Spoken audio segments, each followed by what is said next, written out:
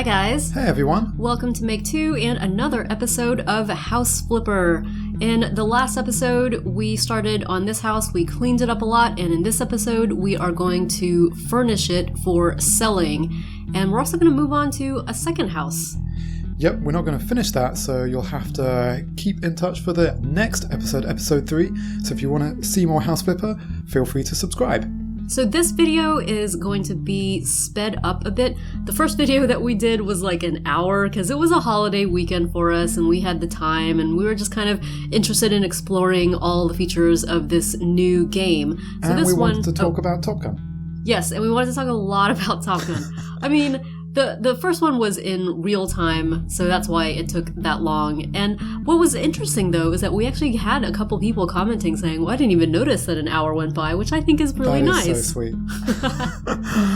Well, for us, yeah, that was fun, but today, decorating time. So the kitchen is looking okay. The countertops had to change colour a little bit because I think it was a little bit of a glitch. Yeah. We had this nice colour before, but then one of them seemed to go to a different colour randomly, and the colour they were before doesn't seem to exist in the game, at least not for us at our level or whatever. Yeah, we can't buy that original colour that we had. Yeah, so we just changed it all over to be white, so at least it's consistent, and we thought at the same time, let's put in an oven, because you need an oven in a house. But now we're going to keep on with the living room and, make a dining room. Then we're going to work on the living area to make it nice. We want to make it nice. Our goal so far, I think, is not to make it like beautiful and artistic for us, but we just want to flip that house. Yeah, we want to make that money. Yeah, money. So we're trying to do it by not spending too much money. Just want to make the house get to a point where we can sell it for a good amount of profit. Yeah. So you'll see how much we end up selling it for. I was surprised, that's all I'm going to say. So as you can see on the left, we've got 5 little bubble heads, and you'll see during the video, occasionally they'll pop in with their feedback, kind of telling us things that they would like to have in the house, and that determines what we do. It determines how much they will spend on the house once we finish it, so it's worth it to pay attention to what they say. And now we're putting a TV on the wall. I think that's a good idea. What are we watching lately? We talked about Top Gun last video. Yeah, this video we talked about TV, maybe?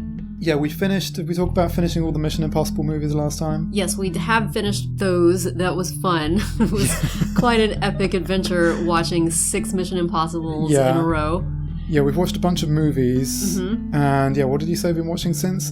A little bit about space. On Netflix, we've been watching a couple of documentaries about NASA and the various programs. So like the first one we watched was focused on mission control during the Apollo missions to the moon, right? Yeah, well basically throughout the 60s, so from the very birth of mission control for the Mercury, Gemini, and Apollo missions and kind of to the present day. And those are all the people who, say, report on oxygen levels and they find solutions to the problems going on with the astronauts and they monitor all the systems. The people in that room with those banks of computers and that massive screen in front of them. Yeah. Those guys. Mainly I think all guys in the 60s. Now a mix of guys and gals, which is nice. Very. Yeah, it was cute, I think, to see all of these older men who are looking back on their time, I guess, overseeing one of the most important science missions that humanity has ever put together. It was really nice to see that from them. However, I was not as impressed with the way the documentary itself was put together because I am not a space nerd in the way that you are. You are very much a space nerd and you know a lot of things already. I know some things, but I don't know all things. So the documentary, I felt like it was a lot of interviewing the guys, but there wasn't like a narrator telling us exactly what they were talking about. So they would like start talking about this particular thing that everybody knew about in NASA and maybe all space nerds know about, but I don't personally know what they're talking about. So I kind of would have liked to have a narrator explain more to me what was going on. Yeah, there wasn't that much context. I mean, I'm not a massive space nerd, I guess. But okay, hold on. We've been watching the second documentary, which does it have a narrator? No. It's got more context yeah. like speeches and interview clips and stuff, which is about another Netflix movie about a manned mission to Mars.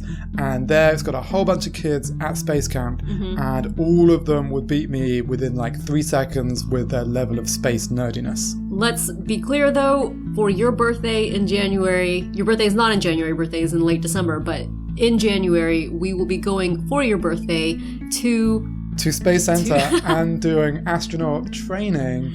We're going to Cape Canaveral, which is I was searching for the name. Yeah, the Kennedy Space Center, which is the launch place for all of the Apollo missions. Certainly the main launch spot from the 60s, and other things launched there still today. It's still in active use. Yeah, exactly. And we're going to look around, see old rockets and things like that, and there might be astronauts wandering around or giving lunchtime talks that we can listen into. And there's also some kind of 1 day, I think it's like 5-hour astronaut training, and you can't be pregnant, you can't have a heart problem, and you can't get motion sick. We both get motion sick, but we're just going to keep that on the DL because we want to do the training. You can take pills and stuff. We can take, whatever those pills are called. Yeah. But so that's going to be a fun, special birthday treat. I'm looking forward to it. But see, that's how much of a space nerd you are. You can't say that you're not a space nerd if this is what we're doing for your birthday. Yeah, I guess it's a choice between that or, say, Disney World or Universal Studios, and I picked space stuff. I think it'll be fun. I think it will be fun. Especially the astronaut training. I'm kind of curious what all is involved in that. Like, are we going to be in one of those gimbals that helps you simulate low gravity? Like, that would be amazing. If we did that, that would be crazy good. It might be one of those things that spins around to you can experience high G-forces. Not so interested in that. Obviously, that's an important part of space travel because you have to exit the Earth's atmosphere, which requires an awful lot of G-force.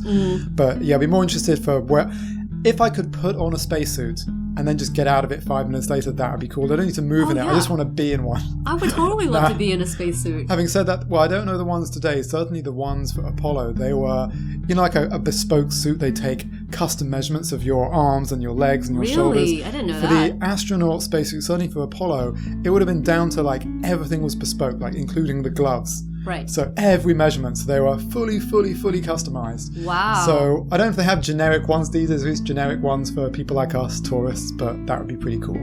Little known trivia fact for those of you who know or have heard of at least these various space missions is that, they don't really have toilets in space, so these astronauts are using diapers. Yeah, certainly in the 60s there were no toilets. Now there is a space toilet on the International Space Station. Oh, sure. I was talking about the ones who are actually traveling to places. Yeah, so one thing, we did a little bit of research while watching one of the documentaries. On Apollo 11, I think it was like 7 or 8 days there and back to the moon. We need context. Yeah, Apollo 11 was the one that landed on the moon. That's Neil Armstrong, Buzz Aldrin, Michael Collins. One small step for man, one giant leap for mankind. That's the one. So almost 4 days to get there. They had, I think, like 12 hours or something on the surface, not quite sure. Then 4 days to come back. They did not have a toilet. They were probably in a space like 6 foot by 6 foot by 6 foot for a lot of that. Yeah. These are the things toilets you don't think about until I tell you to think about them. Now, what I was going to say, so we're going to Florida. I was going to try and bring it back to house decoration stuff. Okay. We're staying in an Airbnb, and we're staying in a relatively normal one. We almost stayed in an Airstream. Yeah, that would have been cool. Which is like, I think it was a 20-footer. So it's like a really classic RV, like a caravan, but not with a car at the front, just a caravan shell. So really like one bed that converts into the dining room table area, tiny kitchen, tiny bathroom, like a really, really tiny house. Would have been pretty cool. We didn't in the end because we thought it was a little bit out of the way for where we want to go. Yeah, it was like 30 minutes away from the Kennedy Space Center. Yeah. And when you're trying to get a full day in at the Kennedy Space Center, it starts at like 8 or 8:30. You don't want to be 30 minutes away from there. Every little bit of sleep, I think, is really good. Agreed. But that would have been really cool for exploring just a different type of space than we live in a normal house now. We live in apartments, which are all square. The Airstreams are kind of bubble-shaped. So it would have been interesting, and I'm sure it would have been inspiring for some of our builds back home when we got back. But we're not going to stay in one. But if any of you have experience staying in an Airstream, love to hear about them. Be maybe cool to stay in one in the future. Yeah, we've talked about tiny houses on the channel before because we did a couple of tiny house builds for Sims Freeplay. I think we were both really, really interested in watching tiny house videos on YouTube and all that, but we're not quite sure we're ready, if we'll ever be ready to pull the trigger to actually live in a tiny house. It's great to think of it because I hate yard work, and sometimes cleaning a normal size house can take a while, and I just can't imagine that a tiny house would have anywhere near that amount of hassle. And also it's just kind of cute to think about organizing your space in the most customized way. You know exactly where everything is. You only have exactly the amount of things you need rather than like a bunch of extra stuff that you don't need. And also you I guess reduce your environmental footprint, right? It's better for the environment if you live tiny. Yeah, you kind of have this view that if you have a tiny house that it could potentially be 100% solar and everything could be powered in the house off some solar panels and maybe a little bit of gas. But because it's so small, heating it's really cheap. You don't need tons of things in there, so you have to be pretty minimal as well. But it's very appealing. There are some, conventions in the US or fairs for tiny houses. Yeah. So we're going to try and see if there's one. I don't think there's any near where we are right now, but we're going to see if there are any coming up in the new year. At least go and see some in person. Right now, the smallest we've seen is probably, we live in the small apartments, but that's not quite the same as a tiny house. Right.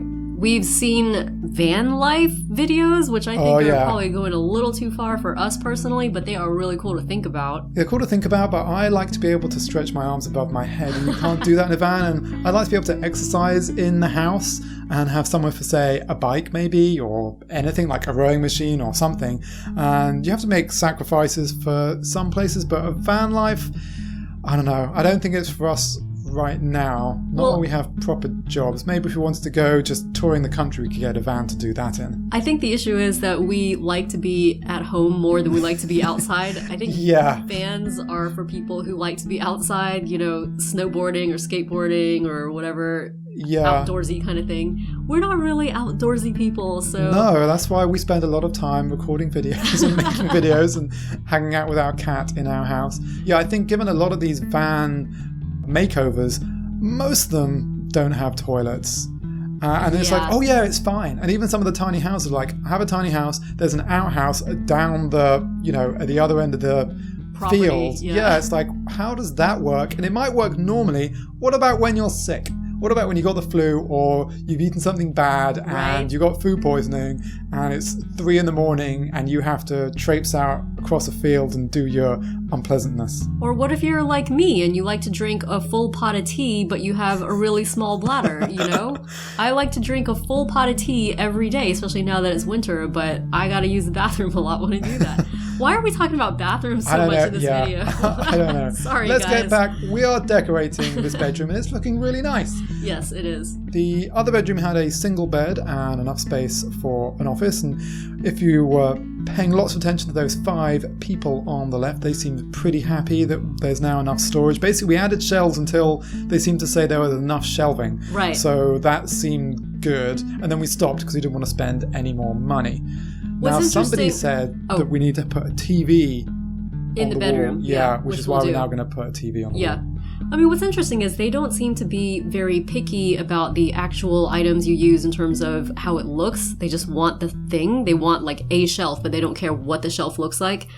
And I personally, we're like decorators and we play a lot of Sims and all of that, where we like to have really pretty pieces of furniture.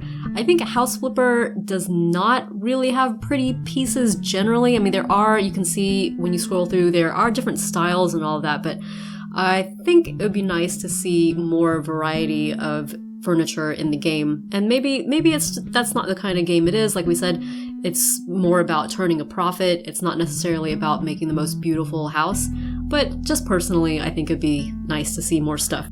Yeah, or maybe even just DLC that you could buy to buy a different style of furniture or different colours of paint could be pretty cool. Or maybe there were modders, I don't know. Yeah, that's a good thing to look for. Yeah. So we have now finished decorating this house. We've cleaned it, decorated it. It's looking okay. We're now going to start the auction. And fingers crossed. So we started with, it cost us $47,000. We spent a couple of thousand on it in total, I think. We'll see at the end. Yep. First bid came in at $80,000. That's already a massive amount of profit. It's really good. But you see, they say one positive thing and they say one negative thing. There were like people didn't want 2-bedroom house. Well, why not? 2-bedroom house is good. But then some people say, I didn't want a 1-bedroom house, I want a 2-bedroom house. Yeah. So it obviously fits for different people, but the prices are going up. 102,000. That's amazing. Yeah, we spent 5,000. A little bit of that was because of sorting out the kitchen. So in the end, we made 50,000. We doubled More our than investment. doubled. Yeah. More than doubled our investment. Isn't that amazing, guys? Yeah, More that is than doubled. pretty cool. The first one we did not do that well. I think we got like 15,000 on top of 30,000. So that's great. We've now got a lot of cash. We're at 100,000 or something, 110,000. We're now going to pick what we are going to clean up and decorate next. So we wanted to use some sort of house that is different from what we have previously done and also is still within budget enough that we'll have some spending money ability. We want to not buy a house that's too close to 100,000. We want to buy something below so that we can actually do some stuff to it. So I like the look of this house, which has a garage and it comes with a car. So, yeah, which could be interesting. Yeah, I don't know if it will add anything, but... Pretty terrible inside, but that's okay because it's actually really cheap to clean. It's free to clean and pretty cheap to decorate. So we're going to take a little sneak peek at what this house has to offer and the horrible state it's in. It's looking pretty bad. Yeah. And then we're going to save the cleaning for the next video. Yeah, the car also itself is looking pretty bad. So I don't know if it will add much value to the house when we sell it, or if we just sell the car to get some value back from what we paid for it, but we'll see how well it scrubs up. Yeah, exactly. The house on the outside actually looks pretty clean. There's obviously some trash around the front. I saw cobwebs through Yeah, well, they're on the inside. Yeah, still. But the outside looks fine, which is good because it's just something less to clean. Obviously, the garage is a mess. Looking inside, what we've got? This is very claustrophobic inducing. Yeah, we're gonna break down some walls, I'm pretty sure. Okay, Open so we have up a little space. Yeah, utility room. Oh, this is my so God, gross. That was the kitchen. This is the living room. It looks like it's had squatters or being used as a crack den or something. I don't know. It's not very nice. So we've got one room that looks like it's going to be a bedroom. So it's actually quite a lot bigger than the house we had before. I guess because of that garage. Yeah. Maybe it doesn't need to stay a garage. Actually, maybe we can change that into a room. Oh, I don't know about that. We'll see what disgusting. We'll see what the talking heads on the left say. Yeah. So I think we've got a living room and a kitchen, 1 bedroom, 1 bathroom, and 1 little utility room which connects to the garage. So, I think that's a lot of space to play with, and I'm looking forward to cleaning this place up to begin with, knocking down some walls, and then exploring more of the furniture. And hopefully we'll be able to get a lot back out of it. It'd be nice if we could more than double our investment again. That'd be amazing. Let's aim for crossing 200,000 maybe. Really? By the time we sell it, yeah. What? Okay, I don't know. I don't know. I don't know, guys. Well, hopefully you have enjoyed this second episode of House Flipper. Please let us know in the comments what you think. And I don't know if you have any ideas for the new house, let us know. And if you're new to our channel, feel free to subscribe because we've got more House Flipper coming soon. Thanks for watching.